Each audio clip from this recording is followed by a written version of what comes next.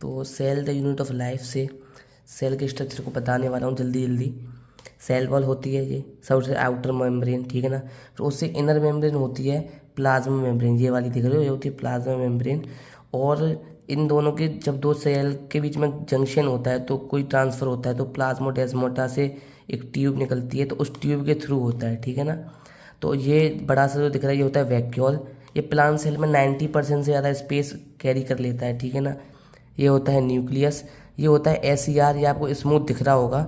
और ये होता है RER, जहाँ पे डॉट डॉट डॉट स्ट्रक्चर है, ये दिख रहा है, ये बिंदी बिंदी सी, ये क्या है, ये राइबोसोम्स हैं। क्या है ये, देखो इधर दिख रहा है आपको, आई थिंक ये क्या है, ये राइबोसोम्स हैं, ठीक है ना। ये प्रोटीन सिंथेसिस में हेल्प करती हैं। जो RER होती हैं वो प्रोटीन बनाती हैं, और जो SER होती है वो लिपिड और स्टेरॉयड हार्मोन्स बनाती है, ठीक है। एक गोल्जी बॉडी आ गई। गोल्जी बॉडी क्या करती है, पैकेजिंग में काम करती है।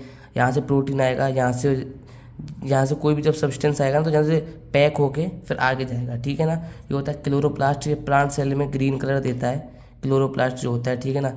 माइटोकॉन्ड्रिया सब ATP बनाता है, ठीक है। और ये साइटोप्लाज्म में बीच की जो जितनी भी जगह है ना वो साइटोप्लाज्म है। इधर क्या होती हैं, सेलुलर एक्टिविटीज़ होती हैं, ठीक है ना। बहुत सारी एक्टिविटीज़ होती हैं सेल्स के अंदर, जो भी एक्टिविटीज़ होती हैं वो साइटोप्लाज्म के अंदर होती हैं। ये होता है लाइसोसोम। लाइसोसोम का वैलिड होता है, इसका एसिडिक pH होता है लाइसोसोम का, ये याद रखना है बस, ठीक है ना। और ये जो सेंट्रियोल्स होता है ना ये अब्सेंट होता है मेजॉरिटी ऑफ प्लांट में। क्यों होता है, क्योंकि ये बेजल बॉडी बनाता है फ्लैजेला का। तो ये प्रेजेंट कब होता है, प्रेजेंट होता है ये most of the majority of movable cell जो मूव कर सकते हैं, ठीक है ना। लेकिन प्लांट में मेजॉरिटी सेल्स ऐसे होते हैं जो मूव नहीं कर सकते, तो इसकी वजह से मेजॉरिटी प्लांट में क्या होती है, अब्सेंट होती है, ठीक है। तो आई होप ये आपको क्लियर हो गया होगा जितना भी मैंने बताया है आपको। बट मैं आपको बताना चाहूँ एज़ यूजुअल इतना बड़ा चैप्टर है पूरा सेल, तो मैं आपको डिटेल्ड में किसी एक ऑर्गेनली के बारे में आपको डिटेल्ड में तो नहीं बता सकता शॉर्ट में, ठीक है ना।